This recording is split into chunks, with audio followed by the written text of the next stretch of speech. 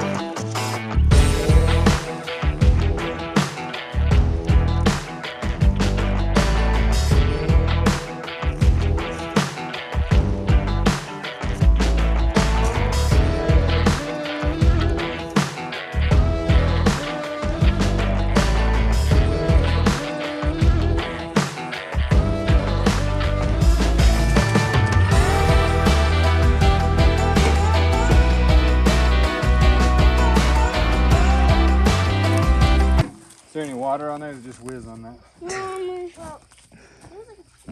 I didn't know the lid was closed on the bottle, just get a little water in the house. And then it was dripping, and Lash was like, and she said I was stupid. That's rude. Garden project day. I don't know, I've lost track of the days. This is what happens when you go on the road and you're gone for so long, you just keep putting off and you put off and you put off the things that needed to be done. So, let me show you here what we got going on. Remember the video where we brought this chicken coop in? Remember we traded the Amish some trucking for it? Got my old greenhouse that I built the first during the first COVID shutdown, back when lumber was still sort of affordable. So we got it, and I got this baby. Oop, zoom out. I got that baby. But the problem is, this is an uphill run, okay, up to the fence line up there. And so because it's uphill, this side of the greenhouse, or excuse me, the chicken coop is basically touching the ground. It's just where we want it. But this will give you a good view of it going downhill now.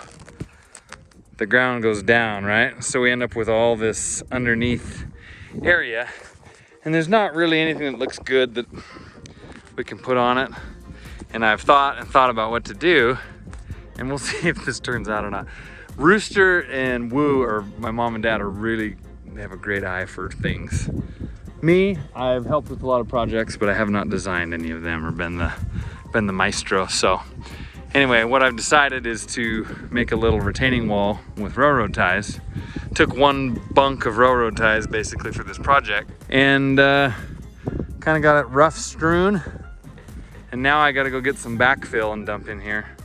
We're gonna backfill with some dirt manure type material until it gets up, you know, most of the way, and then I've got some big gravel that we're gonna put in the rest and gravel it. So it'll end up being kind of a platform that's graveled around these little spots. So we'll see, and then I'll build some steps that'll go up, tuk, tuk, tuk, so you step up onto the platform that's level, and then it'll just go back into the hill. You dig it? You know what I mean? I am not a pro landscaper by any means.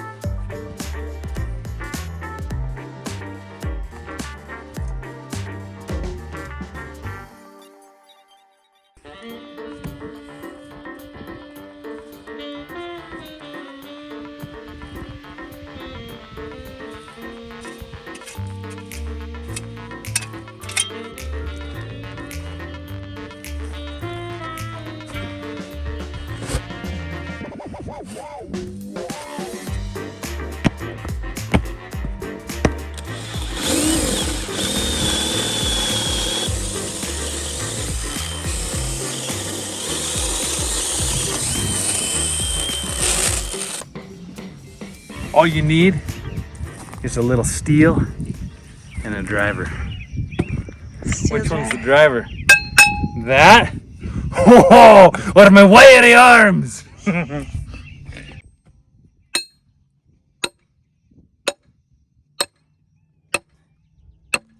you John Henry or John Hancock?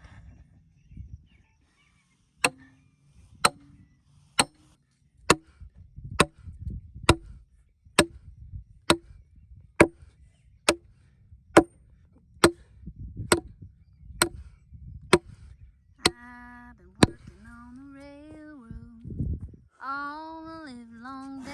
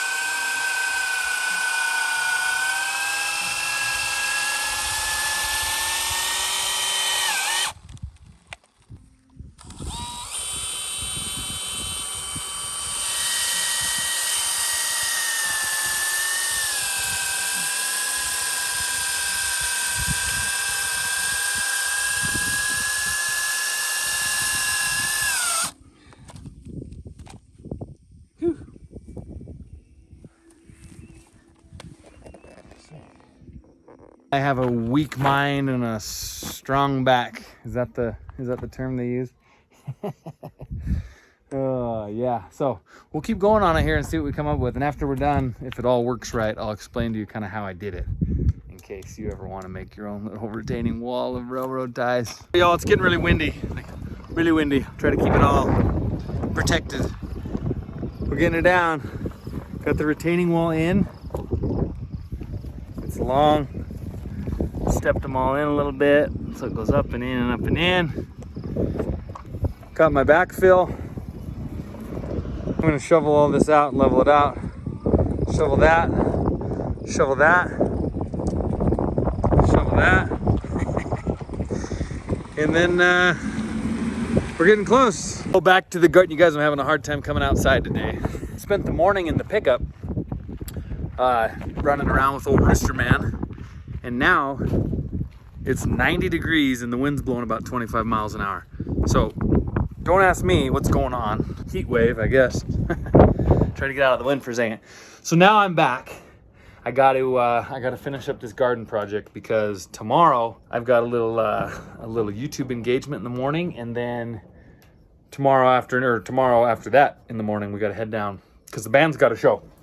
So I've got one more project I got to finish up, and what it is I'm tired of the chickens running around. I know it's like the free range, let the chickens roll thing, but chickens, they make a lot of messes out of things. They like to use those little claws and they scratch at everything, right?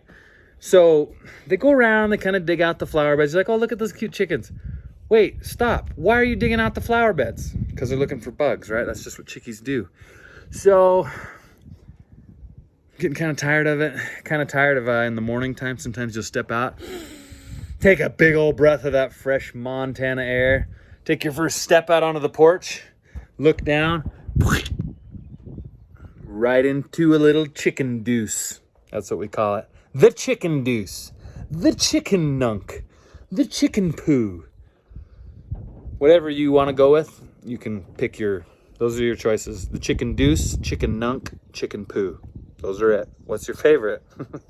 I like to go actually with the chicken nunk. It's kind of my old standby, but you might like something different. Anyways, I'm tired of that. So wanted to make a chicken run, but it can never be simple, right? You're like, oh, I want some chickens, want some eggs, and then that's where the project starts.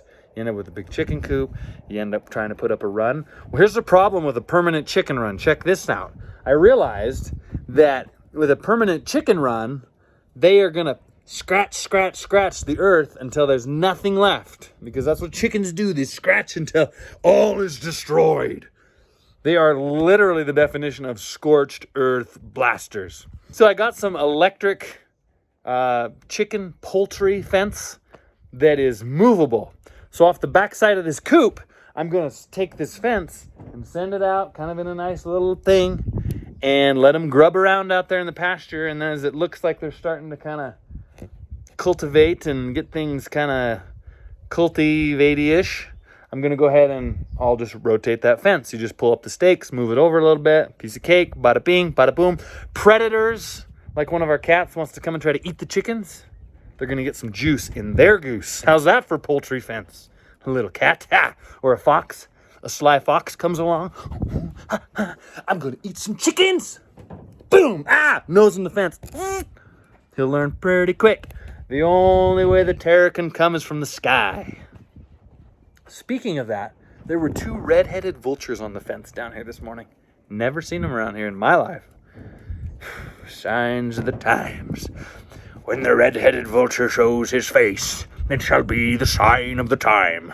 And then Megatron shall come. Transformers unite. Okay, sorry. I'm really going down a rabbit hole. I'm just trying to put off having to go out of this little shady thing here I'm in and go out there onto the sunny sun. Anyway, okay, that's what I'm doing. Let's get this fence up. Boom, just like that, the fence is up. The fence is done.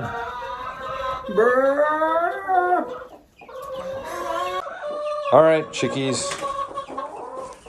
Into the unknown. Into the unknown. Go try it out.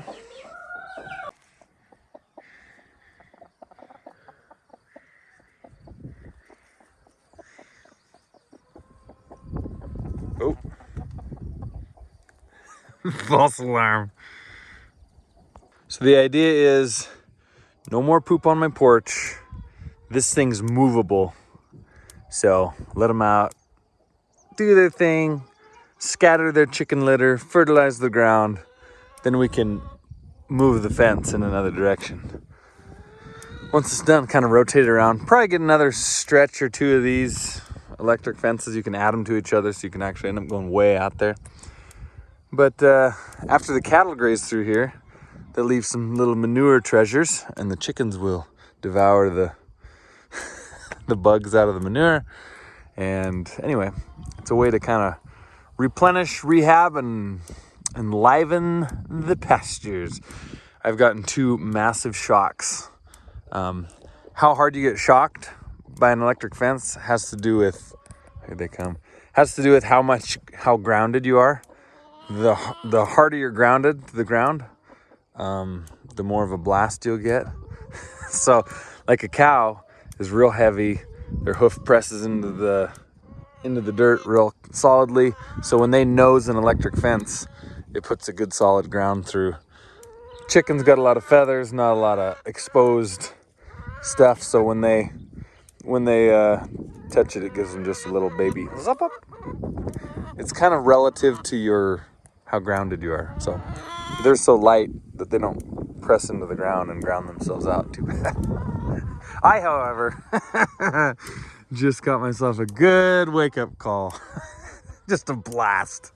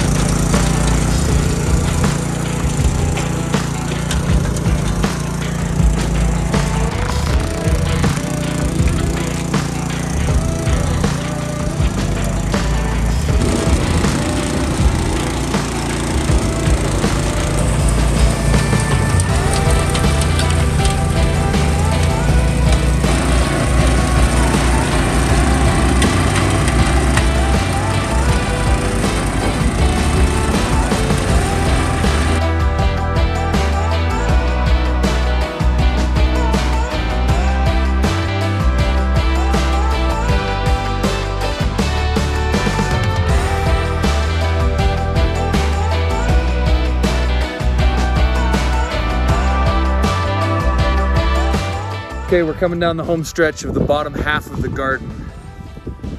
I got this tilled. We got a lot to do there yet. I still got to put some more dirt on and some manure. But we got these boxes. We're on the final one. We've got all hands on deck. We got Van Goose, Weeds, Hot Mama, Marnooch, Bammy, General Mattis, and Ribeye the Rabbit. And of course, old Daddy. We're gonna mob this thing and blast it out. I think we can do it if we all get around it. And if Dad had quit recording and just get to work, I think we'll get it. Just listen to that sound. Anything wise to say about picking weeds, Mama? Oh, like some tips? Yeah, with those guns you got? Grab them by the root and Woo! give them a good old shake. Yeah. All right, Weeds, what's the trick? Hose. You like using the hoe? Yeah. What about you, Vangus? You've been just ripping them. Van is also known as the Arizona Blaze. What's the trick? Grab by the roots. Yeah. Grab it by the roots. Cut off the root with a hose. Whoa! That's a beast. Did you get a root? Yeah, I did. Whoa, that was fun. Oh, you missed the root. See, here it is. Grab it right at the bottom. Whoa! How'd you get that? We're getting close. We're so close. Might be seeding tomorrow. Actually, definitely gonna be seeding tomorrow. Oh, I think Mama and the girls will be planting. Well, me and the boys will be doing a little landscape job. I'll show you that tomorrow, but check it. Box is cleared.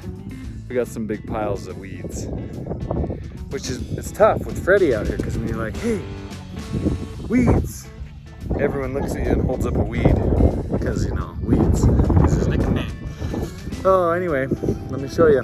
Down here, I know tilling is not great for the soil. You want to ideally leave the soil untoiled, untilled, right? But when we started this garden, this entire bottom, after we tilled it up, was just hard pan clay. I mean, you'd rototill and you could not break through about that much, just clay. And so the first year or two, we tried planting stuff and it just did not grow at all. And then when it would rain on it, you know, the rain would this is a hillside, so the rain would come down the hill and water would just puddle up and just sit on it. And I mean, it was so thick clay, such a hard pan of clay, water would just sit on it. So anything you could get to actually grow would end up getting drowned out. So for the last handful of years, I've just been dumping, you know, anytime we come across some topsoil from a project, like when we poured cement in the lean-to we had a place to put our grain. I brought some of that topsoil and dumped in here. Bring a few scoops of manure and dump in over the winter. A couple more I brought in the spring, and I think it's finally going to grow something. The irony of it is that it's been so cold that I don't think we can plant corn. Our growing season in Montana is so short. It's mid-June, and I don't think we'd ever get corn to mature. So I think we're gonna end up planting some really short-term stuff, probably like a bunch of radishes, and just stuff to just put something in the soil. And then probably late summer we'll plant like a little cover crop of something over it, just to cover the whole garden over for the winter and let it be protected and build. But for now I have to till it just to get that stuff mixed up. The edges of this grass strip rototilled in. I need to rake it. It looks trashy. I cut a nice line with the rototiller. You'll see later on. There. Anyway, this grass just keeps growing to the edge, so I finally just cut it, tilled it. This is going to be a project to tackle. That's our raspberry box, and there's really good raspberries growing in there, but this grass took off early and took over. This is the herb box. We got to go through it yet, but look at all these are all volunteer, so to speak, raspberries. And I'm not sure what to do. I think their roots kind of come out, and that's all raspberries, so I don't know. I don't really want them out here, obviously. They're kind of pokey and whatnot, so we'll probably end up having to extinguish This is usually a tomato box, but check it. Coming across there on the very last box. Look at all these weeds. All these weeds. Weeds. What kind of weeds do you got? All right, if you guys had to give the world some advice on weeding, since you've done so much weeding today, weeds, got anything? All right, weeds. Okay. What's your advice? Just get it done fast because it kind of stinks. Isn't that your favorite job? No. That giant mustard they ate during the potato famine of the 18th century in Ireland. They did what? Giant mustard weed. It's like a noxious weed. Yeah. But in the 18th century they ate it during the potato famine of Ireland. Hey. Googled it. Rabbit, what advice you got? If you're doing it for a long time, you hurt your fingers. So what should you do next time? Wear gloves. Ah. Hooch, what do you say, old son? I like to just get a bunch of it and wiggle and pull. Wiggle and pull till it comes out? So you like to do the wiggle? Yeah. The wiggle waggle?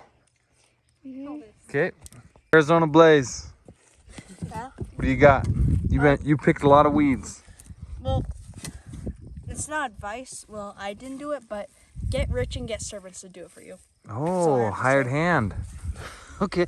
Well, that'll motivate you to become wealthy and successful. Mattis, what do you think, old buddy? Not sure? You did a great job today.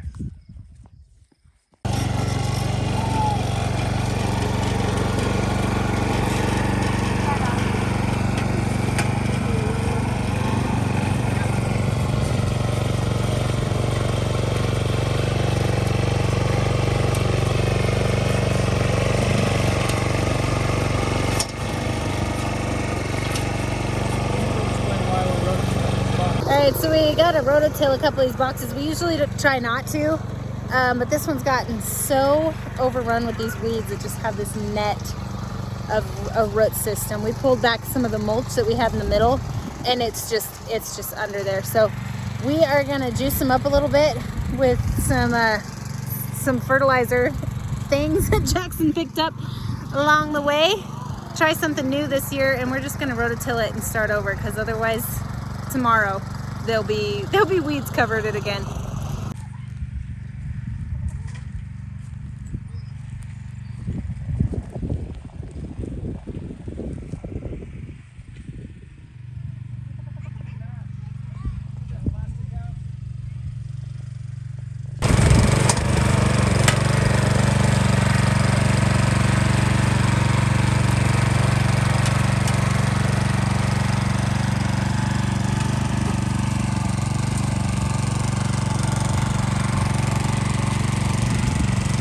This is already, I can tell this is going to be so much nicer. So I used to not even be able to like get my fingers into the soil very deep because those webby roots were so thick. But look at this. Nice, soft, deep, rich soil. It's going to make for some happy plants.